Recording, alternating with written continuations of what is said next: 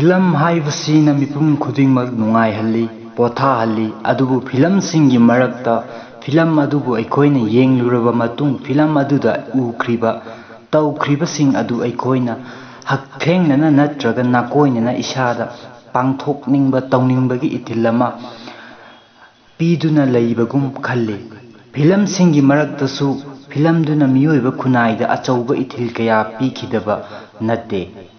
ngasi channel asina adugumlaba motivational oiba haibadi film aduna aikhoida karigumba positive impact natraga akanba ithil natraga safu piduna isana isabu daita leiba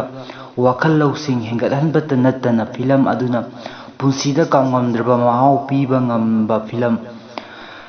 khara film manga khak puduna laksari channel asina Hollywood film manga khak पल्लबदा life of Pi film असी IMDb rating दा 7.9 फंखिबा 2012 ता release तौखिबा adventure drama fantasy movie अमखकनी film असी Oscar award मरीरक फंखरबा अदुगुमलबा फिल्म अमखकनी फिल्म असीगी पाई कौबा नुपा मचा अमगा टाइगर हाइबदी कई अमगा मायोक नदुना करमना नुपा मचा अदुना महाकी पुंसीबु कई अदुदगी कंजदुना सर्वाइव तौखिबगे हाइना उतलिबा फिल्म अमखकनी फिल्म असिबु अमुक्तंग अदोमगी पुंसीदा येंगबियु अनिसुबदा डेड पोएट्स सोसाइटी फिल्म असी IMDb रेटिंग दा 8.1 फंगदुना फिल्म असी कॉमेडी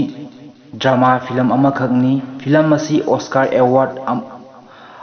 अमुक फंकी हॉलीवुड की फावरबा रॉबिन विलियम्स ना फिल्म असिदा इंग्लिश टीचर अमगी रोल लौदुना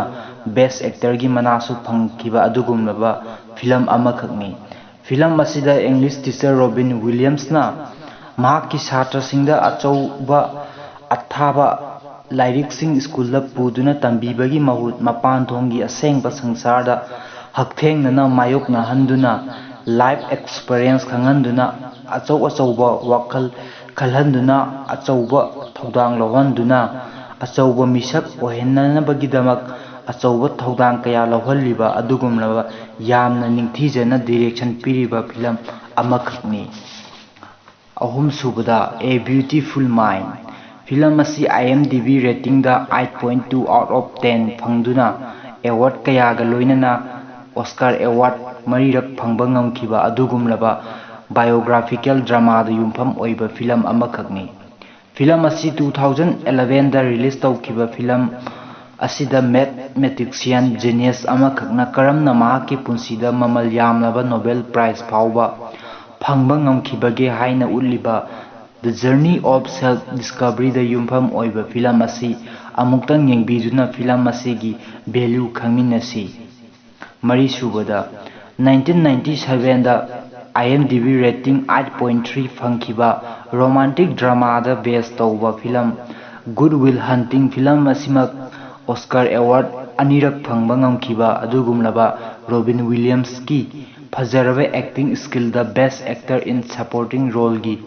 अवार्ड फंखिबा फिल्म असिसु मैथमेटिशियन जीनियस अमखकता युमफम ओइबा महाकी टैलेंट अमसुंग ईश्वरना पिबिरकपा गिफ्टपु करमना सिजिन्नखिबगे हाइबदु फिल्म असी येंगलगा खंगमिनसी साइकोलॉजिकल मेथड चु फजना यावबा फिल्म असी बॉलीवुड ना फाव कफी तौदुना डियर जिंदगी हाइना मिंग नौना थोंदुना पुथोकिबा फिल्म अमखकनी मंगा सुबदा पुंसीदा कैदौनुंगदा होटनाबा लेपोइदबनी अमदी खांगबा कनबा खक्तना माय पाकपा ngami हाइना उतलिबा अदुगुमलबा फावरबा एक्टर विल स्मिथ की निंगथीजरबा परफॉर्मेंस उबा फंगलिबा film the pursuit of happiness